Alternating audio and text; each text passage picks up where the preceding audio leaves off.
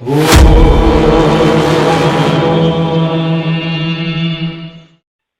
ಶರಣಂ. ಪರಮ ಪವಿತ್ರ ಶಬರಿಮಲೆ ಕ್ಷೇತ್ರದಲ್ಲಿ ಓಣಂ ಹಬ್ಬದ ಆಚರಣೆ ಹೇಗಿತ್ತು ಮತ್ತು ಆ ಪರಮ ಪವಿತ್ರ ಶಬರಿಮಲೆ ಸನ್ನಿಧಾನವನ್ನು ತೆರೆದಿರೋದೇ ಈಗ ಓಣಂ ಹಬ್ಬದ ವಿಶೇಷತೆಗಾಗಿ. ಅಂದ್ರೆ 13/9/2024 ಸಂಜೆ 5 ಗಂಟೆಗೆ ತೆರೆಯಲ್ಪಟ್ಟ ಸನ್ನಿಧಾನ 21/9/2024 ತೆರೆದಿರುತ್ತೆ. ಅಂದ್ರೆ ಮಾಸ ಪೂಜೆಯು ಸೇರಿ ತೆರೆದಿರುತ್ತೆ. ಇಂದು ಶಬರಿಮಲೆಯ ಓಣಂ ಹಬ್ಬದಂದು ಹೇಗಿತ್ತು ಎಂಬೆಲ್ಲ ವಿವರವನ್ನ ಶಬರಿಮಲೆ ಸ್ವಾಮಿ ಅಯ್ಯಪ್ಪನ ದರ್ಶನವನ್ನ ಪಡೆದಂತಹ ನಮ್ಮ ಬೈಂದೂರಿನ ಗುರುಸ್ವಾಮಿಗಳಾದ ರಾಜು ಗುರುಸ್ವಾಮಿಗಳು ನಮ್ಮ ಜೊತೆ ಇದ್ದಾರೆ. ಅವರು ಯಾವಾಗ ಶಬರಿಮಲೆಗೆ ಹೋದ್ರು, ಆ ಶಬರಿಮಲೆ ವಾತಾವರಣ ಹೇಗಿತ್ತು, ಮಳೆ ಇತ್ತ, ಪಂಪೆಯಲ್ಲಿ ನೀರಿತ್ತ, ಎಲ್ಲ ವಿಚಾರವನ್ನ ಅವರನ್ನೇ ಒಂದೊಂದಾಗಿ ಕೇಳೋಣ. ಸ್ವಾಮಿ ಶರಣ ಸ್ವಾಮಿ. ಸ್ವಾಮಿ ಶರಣಂ ಗುರುಗಳೇ. ಯಾವತ್ತು ನೀವು ಶಬರಿಮಲೆ ಯಾತ್ರೆ ಪ್ರಯಾಣ ಮಾಡಿದ್ದು ಯಾವತ್ತು ಗುರುಗಳೇ? ನಾವು 14 ಬೆಳಗ್ಗೆ 7:15 ಬೈಂದೂರಿಂದ ನಮ್ಮ ಮಾಸಕಟ್ಟೆಯಿಂದ ಹೊರಟಿದ್ದು. ಬೈಂದೂರಿಂದ ಹೊರಟು ನಾವು ಮೂರು ಜನ ಸ್ವಾಮಿಗಳು ಕಾರಲ್ಲಿ ಡೈರೆಕ್ಟ್ ಇಲ್ಲಿ 2:15 ಗಂಟೆಗೆ ರೀಚ್ ಆಗಿದ್ದೇವೆ ಏರಮಲೆಗೆ. ಅಲ್ಲಿಂದ ಮುಗಿಸ್ಕೊಂಡು 6 ಗಂಟೆಗೆ ನಾವು ಇಲ್ಲಿ ಪಂಪ ಹೋಗ್ಬಿಟ್ಟು ಅಲ್ಲಿ ಸ್ನಾನ ಮಾಡಿ ಸ್ವಚ್ಛತೆ ಎಲ್ಲ ಒಳ್ಳೆ ನೀರೆಲ್ಲ ಒಳ್ಳೆ ಕ್ಲೀನ್ ಉಂಟು ಗುರುಗಳು.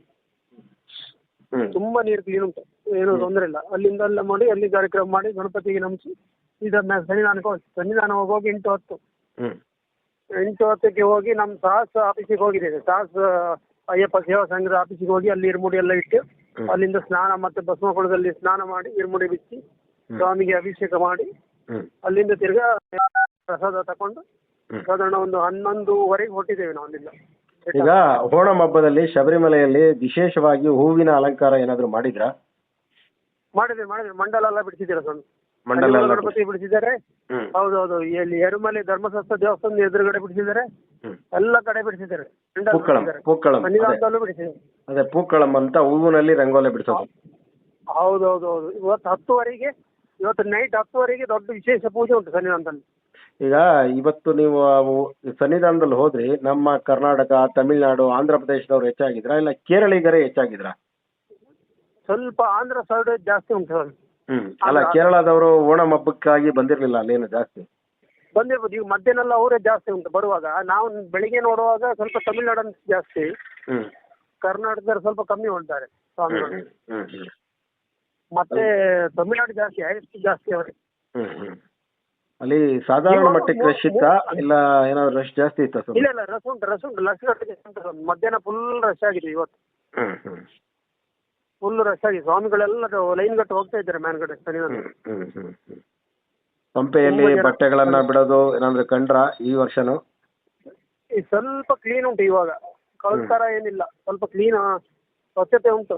ಆದ್ರೆ ಅವರು ಟಾಯ್ಲೆಟ್ ಮಾತ್ರ ಸ್ವಲ್ಪ ಗಲೀಜ್ ಹಂಗೆ ಉಂಟು. ಈಗ ಬಟ್ಟೆ ಬಿಡ್ತಾ ಇಲ್ಲ ಅಂತೀರಾ? ಮುಂದೆ ನವೆಂಬರ್ ಅಲ್ಲಿ ಹೇಗ್ ಆಗ್ಬೋದು ಅಂತ ನಿಮ್ಮ ಮನಸ್ಸಲ್ಲಿ ಭಾವನೆ? ನೀವೊಬ್ರು ಗುರುಸ್ವಾಮಿ ಇದ್ದೀರಾ. ಅಲ್ಲ, ಬಿಡಬಾರ್ದು ಅಂತ ನಾವು ಹೇಳುದು. ಅಲ್ಲಿ ಬಟ್ಟೆ ಬರಿ ಬಿಟ್ರೆ ಗಲೀಜಾಗತ್ತೆ ದೇವಸ್ಥಾನಕ್ಕೆ. ನಮ್ಮ ಸ್ವಾಮಿಗಳು ಅದನ್ನ ಕೇಳ್ತಾ ಇದಾರ ಈಗ ಇತ್ತೀಚಿನ ವರ್ಷಗಳಲ್ಲಿ? ಏನ್ ಗಮನಿಸ್ತಾ ಇದ್ದಾರೆ? ಇಲ್ಲ, ಕೇಳುದಿಲ್ಲ ಗುರುಗಳೇ, ಕೇಳುದಿಲ್ಲ. ಆ ನೈಟ್ ಪ್ಯಾಂಟ್ ಹಾಕೊಂಡು ಬರೋದು, ಚಡ್ಡಿ ಹಾಕೊಂಡು ಬರೋದು, ದರ್ಶನ ಮಾಡೋದು ನಮ್ಮ ಪವಿತ್ರ ಹಾಳು ಮಾಡ್ತಾ ಇದ್ದಾರೆ ಅವ್ರು ಹಿಂದೂಗಳು.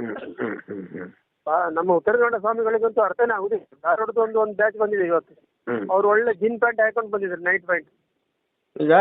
ಈಗ ಇದಕ್ಕೆ ಈ ವಿಚಾರವಾಗಿ ಸ್ಪಂದಿಸ್ತದಂದ್ರೆ, ನೀವು ಗುರುವಾಯೂರು, ತ್ರಿವೇಂದ್ರಮ್ ಅಲ್ಲಿ ಹೋದ್ರೆ ಕಟ್ಟುನಿಟ್ಟಾಗಿ ನೀವು ಬನ್ನಿ ಅಂತಾರೆ ಅವರು. ಅಲ್ಲಿ ಪರಿಪಾಲಿಸ್ತಾರೆ ಪಂಚೆ ಧರಿಸಿ. ಇಲ್ಲಿ ಏನು ಕೇಳ್ತಾ ಇಲ್ಲ ಅಂತ ಅನ್ಬಿಟ್ಟು ಹೆಂಗ್ ಬೇಕಾದ್ರೂ ಹೋಗ್ಬೋದು ಅಂತ ನಮ್ಮ ಸ್ವಾಮಿಗಳು. ಹೌದೌದು. ಅದೇ ಮೇಂಟಲ್ ಉಂಟು ಗುರುಗಳವ್ರು. ಮತ್ತೆ ನಮ್ಮ ಟ್ರಸ್ಟ್ ಅವರು ಸ್ವಲ್ಪ ಟೈಟ್ ಮಾಡ್ಬೇಕು ಅದ್ರ ಬಗ್ಗೆ. ನಮ್ಮ ಹಿಂದೂ ಧರ್ಮ ಉಳಿಬೇಕಿದ್ರೆ ಅವರು ಆಕ್ಷನ್ ತಗೊಳ್ಬೇಕು. ಅದಕ್ಕೆ ತಗೊಳ್ಳೋದಿಲ್ಲ ಅಲ್ಲ ಅವರು, ಕೇರಳದಲ್ಲಿ ತಗೊಳ್ಳೋದಿಲ್ಲ, ದೇವಸ್ಥಾನದ ಆಡಳಿತ ಮಂಡಳಿ ತಗೊಳ್ಳೋದಿಲ್ಲ. ಅವ್ರಿಗೆ ದುಡ್ಡು ಆದ್ರೆ ಅಷ್ಟೇ. ಅವರಿಗೆ ಸ್ವಾಮಿಯ ಕಲೆ ಹಾಳು ಮಾಡೋದು ಒಂದೇ ಇರ್ಬೋದು ಅವ್ರಿಗೆ, ಮತ್ತೆ ಬೇರೆ ಏನು ಹೇಳಲಿಕ್ಕೆ ನಾವು ಅರ್ಥನೇ ಆಗುದಿಲ್ಲ. ನಾವು ಅಷ್ಟೆಲ್ಲ ಹೇಳಿದ್ರೆ ಮತ್ತೆ ಬಟ್ಟೆ ಕಾಲ್ಗೆಟ್ ಹಾಕೋದು, ಹೊಳೆಯಲ್ಲಿ ಸೋಪ್ ಹಾಕಿ ಸ್ನಾನ ಮಾಡೋದು.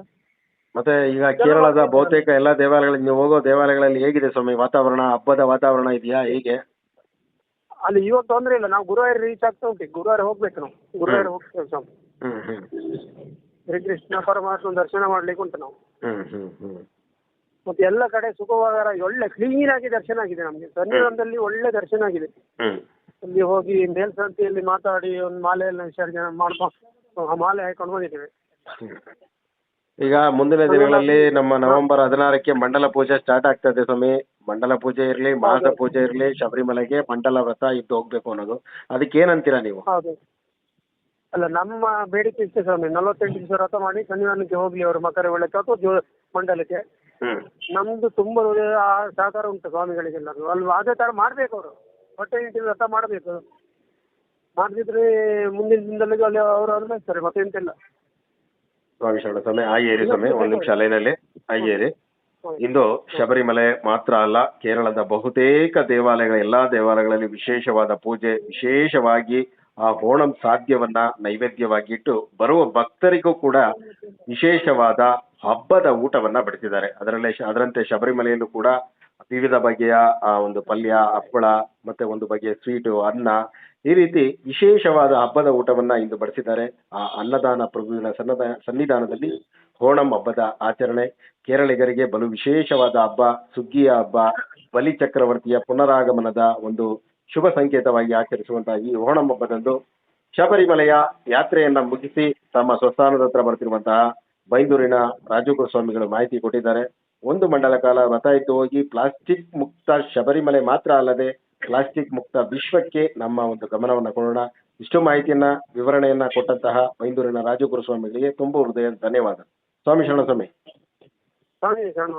ಸ್ವಾಮಿ ಶರಣ.